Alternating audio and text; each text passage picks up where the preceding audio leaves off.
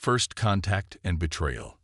Admiral Sarah Chen stood at the viewport of the Earth Defense Force flagship Prometheus, watching as the massive Federation diplomatic vessel emerged from hyperspace.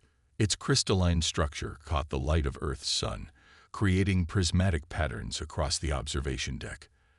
After decades of searching the stars, humanity had finally made contact with an advanced civilization, the Galactic Federation of Allied Species. Incoming transmission from the Federation vessel. Admiral, Lieutenant Rodriguez announced, his voice tight with anticipation. Chen straightened her uniform. Put it through. The holographic display materialized, revealing High Counselor Zextal, his iridescent scales shifting colors as he spoke.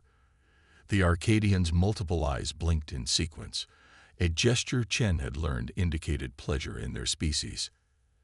Admiral Chen, Zextal's translator conveyed his words with perfect clarity.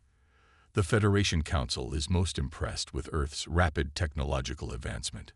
Your species has achieved in centuries what took others millennia. We're honored by your presence, High Counselor, Chen responded diplomatically. The proposed medical exchange program will benefit both our peoples. Indeed, Zextal's scales rippled blue, supposedly indicating sincerity. We've prepared specialized quarantine facilities for your colonists. Their genetic diversity will be invaluable in understanding human immunity to various cosmic diseases. The exchange program had been months in the making. 3,000 volunteers from Earth's colonies had stepped forward, eager to contribute to humanity's first major collaborative effort with an advanced alien civilization. The Federation's promises of medical breakthroughs and technological sharing had seemed too good to pass up. Dr. James Harper, Earth's leading xenobiologist, stepped forward. High Counselor, our volunteers are ready for transfer. We followed all specified protocols. Excellent. Zextal's scales shifted to a deep purple. We'll begin transport immediately. As the first shuttle of volunteers departed for the Federation vessel, Chen felt an unease she couldn't explain. 20 years of military service had honed her instincts, and something about this felt wrong. Her concerns materialized 3 days later.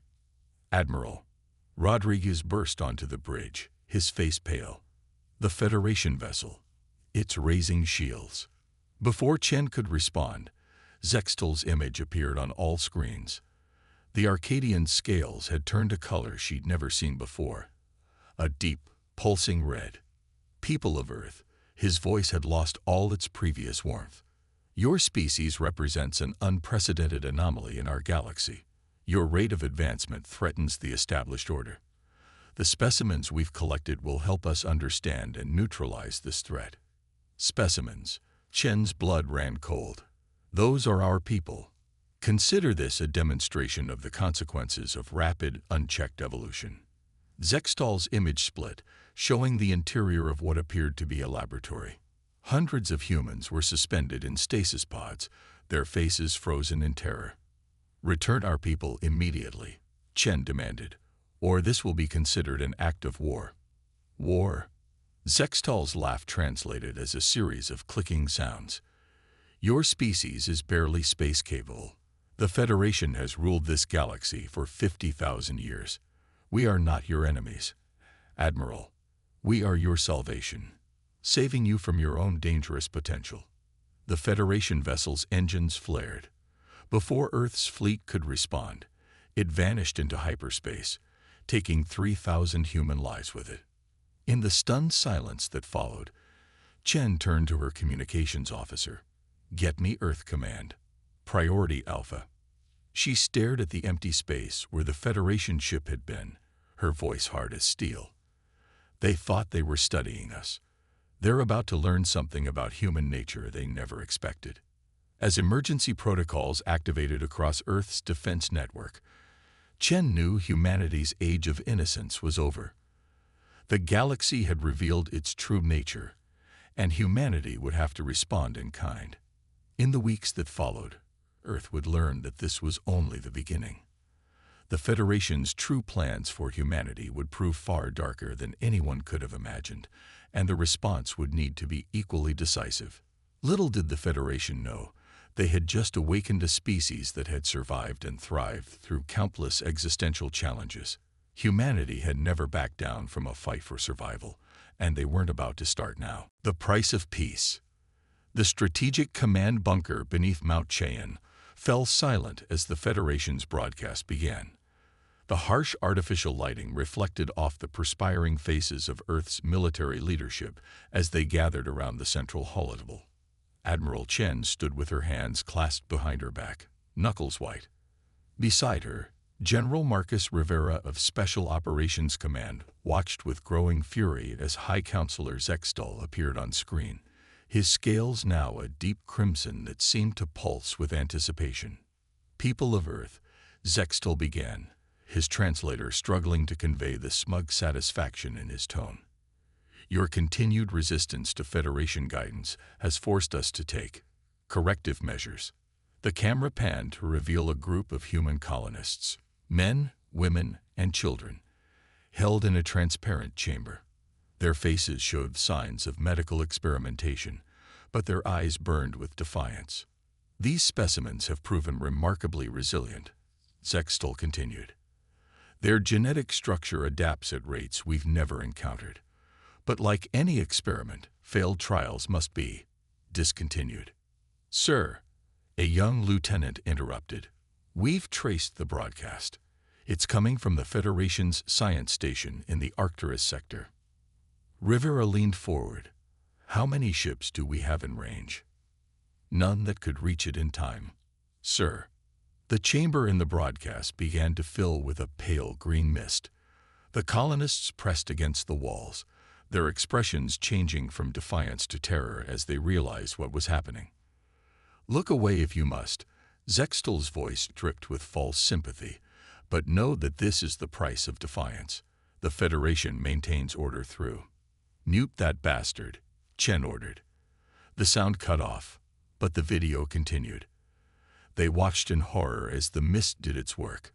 When it was over, 300 human lives had been snuffed out in an act of calculated cruelty. The silence that followed was absolute, broken only by the soft beeping of monitoring equipment. "They're going to keep doing this," Rivera said quietly. "They'll kill them all, one group at a time, unless we submit." Chen turned to face the assembled leadership. "Then we don't give them the chance. General Rivera, I understand your Special Operations Division has been developing something called Project Phantom." Rivera nodded grimly. "A new class of stealth infiltration ships, crewed by our best operators. They're designed to bypass Federation detection systems." "How many are ready?" "3. But they're prototypes, Admiral. We haven't had time to." "They'll have to do." Chen activated the holotable, bringing up a detailed map of known Federation space. "We need a team that can get into that science station, extract our people, and gather evidence of what they're really doing. The galaxy needs to see the Federation's true face." Rivera studied the map, his tactical mind already working through scenarios. "I know just the team. Captain Maya Santos and her crew. They've been training with the prototype ships for months. If anyone can pull this off, it's them." "Brief them immediately," Chen ordered. "And General, make sure they understand. This isn't just a rescue mission. The Federation thinks they're teaching us a lesson about power. It's time we taught them one about humanity." Hours later, in a secure briefing room, Captain Maya Santos stood before her team. The elite operators, chosen from Special Forces units worldwide, studied the holographic display of their target with professional intensity. "The Federation thinks their technology makes them gods," Maya addressed her team. "They think their advanced weaponry and shields make them invincible. But they've forgotten something crucial about humans. We've been killing gods since we first learned to tell stories." She highlighted key points on the station schematic. "Lieutenant Kenzo, your tech team will handle their security systems. Sergeant O'Neill, your strike team will secure the detention levels. Dr. Kumar, you'll download everything you can from their databases. We need proof of their crimes." "What about Federation response times?" Lieutenant Sarah Kenzo asked, her cybernetic eye scanning the tactical data. "We'll have 30 minutes maximum before their nearest patrol can respond," Maya replied. "So we do this fast, we do this quiet, and we do this right. The lives of our people depend on it." The team spent the next 12 hours preparing, checking and rechecking their experimental gear. The prototype stealth ship, christened Shadow of Earth, hummed with barely contained power in its launch bay. As they prepared to board, Admiral Chen arrived to see them off. She handed Maya a small data crystal. "If things go wrong, if you find something worse than we imagined, this contains authorization codes for maximum response." Maya understood the implications. "Let's hope it doesn't come to that, Admiral. Hope for the best." Chen's expression was grim, "But be ready for the worst. The Federation wants to teach the galaxy about power. Show them what humanity does when backed into a corner." As the Shadow of Earth slipped away from the secret base, cloaked from all known detection systems, Maya thought about the broadcast they'd witnessed. The Federation believed they were dealing with primitives, savages who could be cowed by displays of superior technology and casual cruelty. They were about to learn just how wrong they were. Operation Shadow Strike. The Shadow of Earth drifted silently through the void, its experimental cloaking system rendering it invisible to Federation sensors. Inside the ship's cramped command center, Captain Maya Santos watched as the massive Federation science station grew larger on their main display. "Status report," she whispered, though the Federation couldn't possibly hear them. Lieutenant Kenzo's cybernetic eye whirred as she processed incoming data. "Their patrol patterns match our intel. Automated defense systems are cycling every 6.2 minutes. We've identified a maintenance airlock in Sector 7. Minimal monitoring."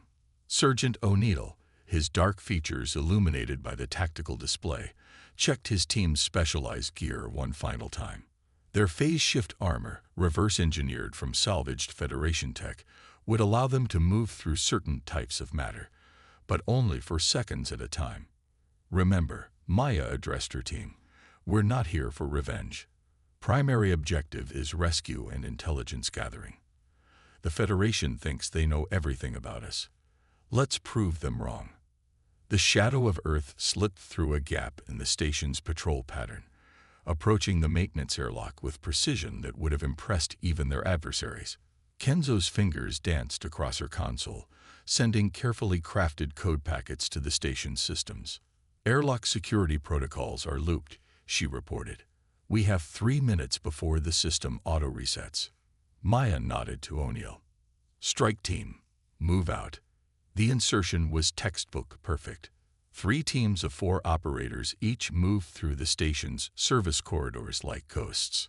Their phase-shift armor allowed them to bypass the most secure checkpoints, though each used drained precious power cells. "Control, this is Kenzo." The lieutenant's voice came through their secure comms. "I'm detecting massive power signatures 3 levels down. Way more than this place should need for quarantine protocols." Maya checked her tactical display. "Dr. Kumar, take your team and investigate. O'Neill, we're heading for the detention blocks. Keep radio discipline unless." A scream echoed through the corridor, distinctly human. "Change of plans," Maya commanded. "Move to that source, now." They found the lab without resistance, which immediately set off warning bells in Maya's mind. Through the reinforced observation windows, they saw rows of stasis pods containing human colonists. Federation scientists moved between them, taking readings and tissue samples. "This isn't just experimentation." Dr. Kumar's voice shook with controlled rage as she accessed a nearby terminal. "They're harvesting genetic material, studying our adaptive capabilities. According to this data, humans have something they've never seen before: accelerated evolutionary response to environmental stress. They're scared of us," O'Neill realized. "All this, the kidnapping, the executions, they're scared of what we might become." Before Maya could respond, alarms blared throughout the station. On their tactical displays, dozens of red dots appeared, converging on their position. "We've got incoming," Kenzo warned. multiple Federation security teams. They're not using standard containment protocols. They're armed for maximum lethality. Maya made a split-second decision. Kumar, download everything you can. O'Neill, set charges on those stasis pod control systems. We're waking our people up. Kenzo, find us an alternate exit route. The Federation wants to see humanity's potential. Let's show them. The next 10 minutes were chaos. As Federation security forces breached the lab's outer doors, freed colonists joined the Earth operators in fighting back. The Federation troops found themselves facing not just trained special forces, but desperate civilians using improvised weapons and their own medical equipment against them. This is impossible. A Federation commander's transmission cut through their comms. They're using our own tech against us. How are they adapting so quickly? Maya allowed herself a grim smile as she watched a group of colonists reconfigure medical equipment into makeshift energy weapons. This was humanity's true strength, not superior technology or physical capabilities, but the ability to adapt, to turn any situation to their advantage. Kumar, status on that data. Downloaded, Captain.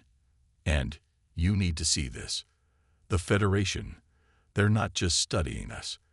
They've been manipulating conflicts across our history, testing our responses. Everything from minor border skirmishes to major wars. They've been poking humanity with sticks, watching how we adapt and survive. A massive explosion rocked the station. Through the lab's windows, Maya saw Federation reinforcements arriving, dozens of heavily armed troops in advanced battle armor. Kenzo, tell me you found us a way out. Better, Captain. Remember those power signatures. They're quantum communicators, the Federation's fastest FTL communication system. If we overload them, we can blind their entire network in this sector. Maya finished. Do it. O'Neill, get our people to the emergency shuttles. Kumar, make sure that data reaches Earth. The Federation wanted to study humanity. They're about to learn what happens when you back us into a corner. As chaos erupted across the station, Maya realized this was just the beginning. The Federation's greatest mistake wasn't in underestimating humanity's current capabilities. It was in failing to understand what humans could become when pushed too far. The real war was about to begin. The hidden truth. Alarms blared through the Federation science station as Captain Maya Santos and her team fought their way through increasingly desperate resistance. The rescued colonists had proven surprisingly effective in combat, using their intimate knowledge of the facility's medical equipment to create improvised weapons and defenses. Kumar, to all teams, the doctor's voice crackled over their secure channel. I finished analyzing the data. It's worse than we thought. The Federation hasn't just been studying us. They've been studying everything. Thousands of species, all cataloged, tested, and eliminated if they showed too much potential. Maya ducked under a burst of plasma fire, her phase shift armor flickering as it absorbed the impact. Send the data to command. Kenzo, status on those quantum communicators. Ready to overload, Captain. But there's something else. Kenzo's voice held a note of discovery. These aren't just communication arrays. They're connected to some kind of massive quantum network, the Federation. They're using it to monitor and influence the development of every species they've encountered. O'Neill's team reported in from the shuttle bay. We've secured transport for the colonists, but Federation reinforcements are pouring in. Whatever we're going to do, we need to do it fast. Maya made her way to Kenzo's position, fighting through corridors now filled with smoke and the chaos of battle. The station's pristine white walls were scared with weapons fire, and the air crackled with energy from damaged systems. She found Kenzo at a central control node, her cybernetic eye rapidly processing streams of alien data. The lieutenant's hands moved across the holographic interfaces with practiced precision. Look at this, Kenzo highlighted a section of data. The Federation doesn't just fear our potential. They fear what we represent. Human adaptability isn't just physical or technological. It's in how we think, how we solve problems. Every test they've run, every crisis they've engineered, we've responded in ways their predictive models couldn't anticipate. A massive explosion rocked the station. Through nearby viewport, Maya watched as Federation warships emerged from hyperspace, their weapons charging. They're going to destroy the station, Maya realized. They'd rather lose all their research than let us expose the truth. Kumar, tell me the data is secure.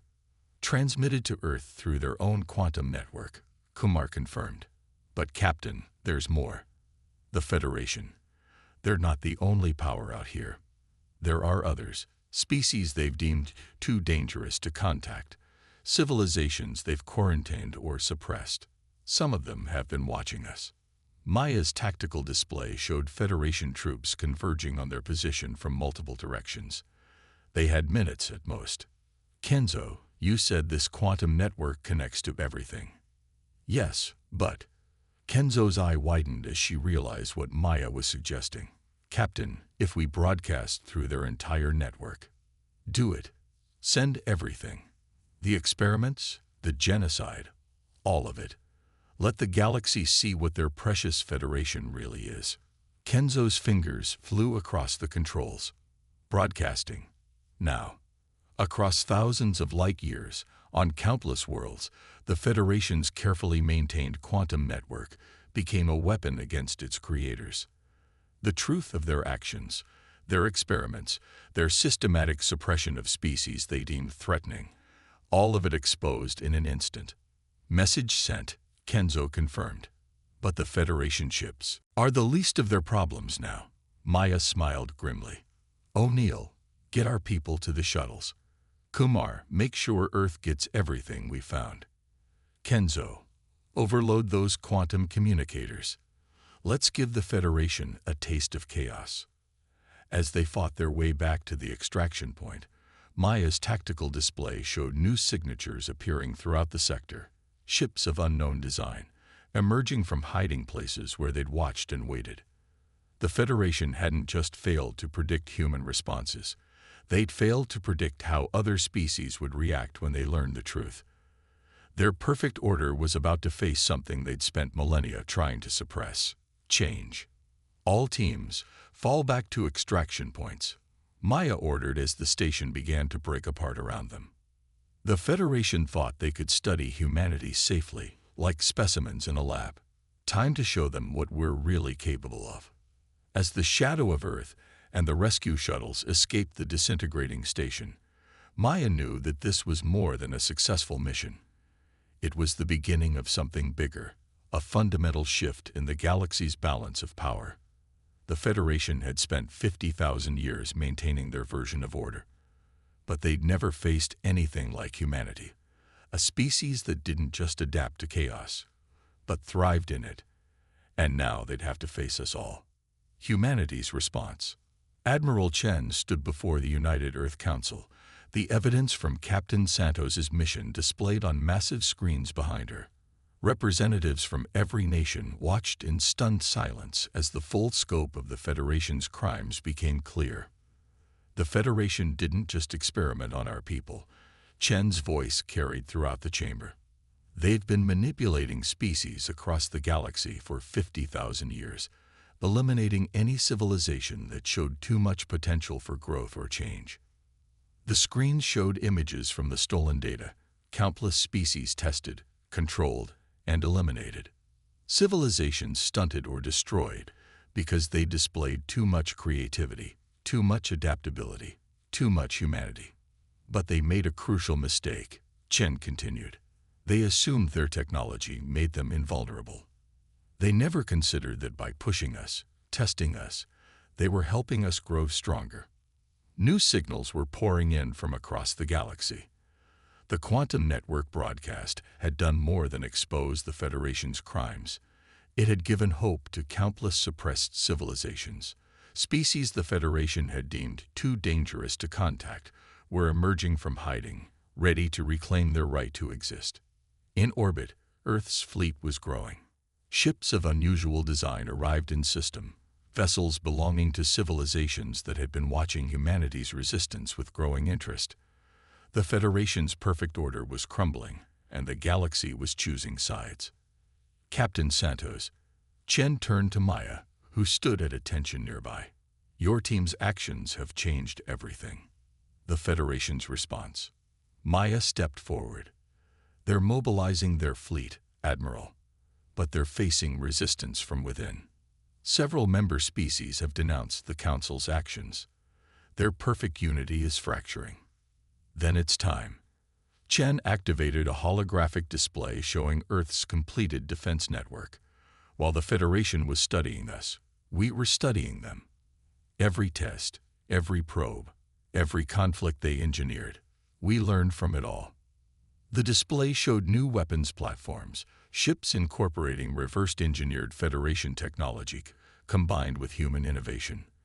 But more importantly, it showed alliance requests from dozens of species, civilizations that had survived Federation suppression, waiting for a chance to fight back.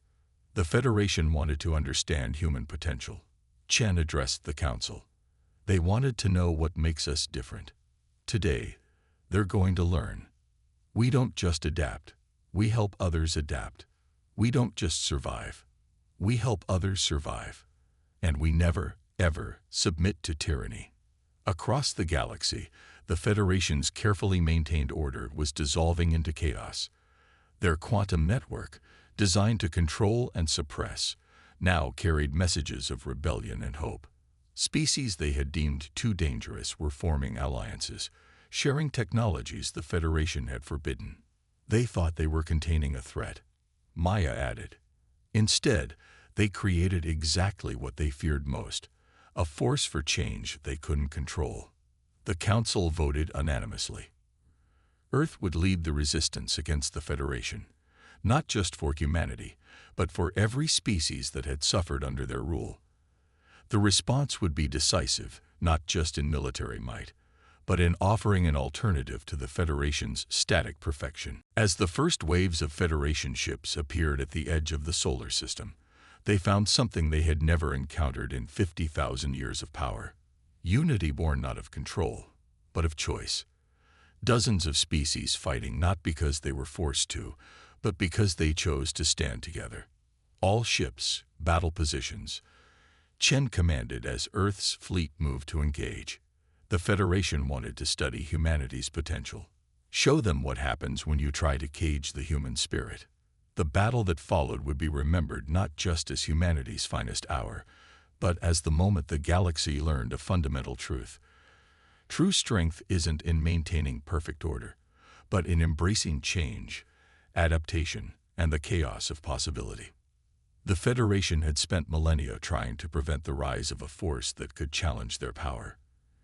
In doing so, they had created exactly what they feared most, a coalition of species united not by control, but by the very human desire to be free. As the first shots were fired, Maya thought about the colonists they had rescued, about every species that had suffered under Federation rule. They had wanted to understand human potential. They were about to experience it firsthand. The war for the galaxy's future had begun, and humanity, true to form, would fight not just for themselves, but for every being that yearned to break free from the chains of enforced perfection. The Federation's greatest fear had come true. Humanity hadn't just adapted to their challenges. We had become the catalyst for evolution they had spent 50,000 years trying to prevent. And we were just getting started.